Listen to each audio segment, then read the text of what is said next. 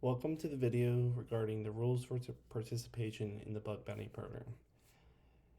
The thing to keep in mind as you watch this video is to check with your university, as the policies may differ, but this will discuss a lot of the common rules for participation. So when participating in the university's bug bounty program, again, it is important to follow the rules as they are laid out by the university. This is going to be one of the most critical things to remember, as this is where the whole protection, the whole safe harbor comes from, and that in order to have that safe harbor and that protection, you must follow the rules.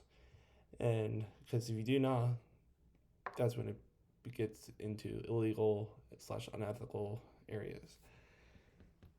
However, so again, there are going to be some common rules that you'll most likely see as part of your program. The first one is that you must report any found vulnerabilities to the university.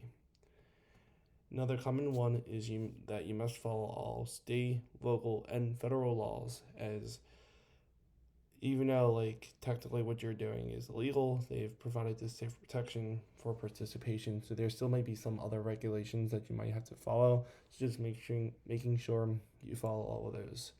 A lot of universities will not allow the use of automated scanners. You might be wondering what an automated scanner is, and we will be discussing that later. Most universities will not allow you to disclose the vulnerability or the data publicly. Some universities may have a policy where once they've resolved that issue or once they deem it safe, they might allow you to then publicly release the vulnerability. You can almost expect the university to never allow you to release any data that you come across. And so again, they might allow you to disclose the vulnerability eventually, but that is something where you're going to have to check with the university on. Again, another very common one is that you will not be able to perform social engineering attacks. So social engineering is just, again, where you which we'll discuss a little bit more in depth, so just making sure that you do not do that, as it is not going to be part of the bug bounty program. And one of the other very big things that you will see, most likely, is that you cannot disrupt any services. So denial of service usually would be something that would disrupt the service, and you'll learn more. If you don't already know what a denial of service attack, you will learn what that is. So again, making sure you do not bring down any services, disrupt any services, as again, the school still needs to be able to function. And again, the very important one, must remain in scope. Again, you might accidentally come out of scope vulnerability, and some universities will most likely still provide that safe harbor as long as you report it in the same manner as the in-scope ones. So check with your university. Okay, so you might be wondering, what's this in-scope term? So these are the vulnerabilities that your university has said, we will allow you to test for these vulnerabilities. And these are the ones that we will provide points or bounty, whatever it may be.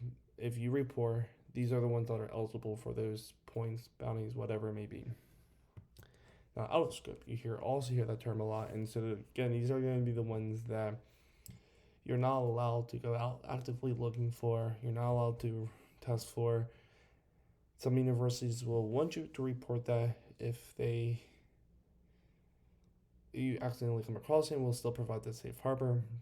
And so just make sure you follow the processes of your university on how they want you to handle that. And let's say they do provide that safe harbor for that, you would not be awarded those points or any bounty for them, most likely.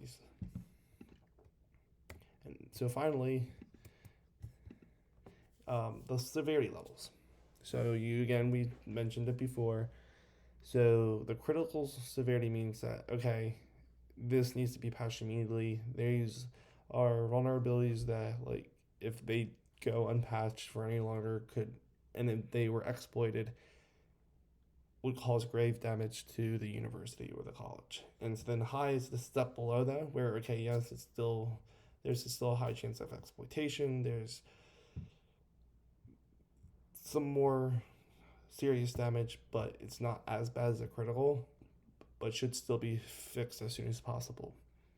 And then medium, again, so there's still that chance of exploit.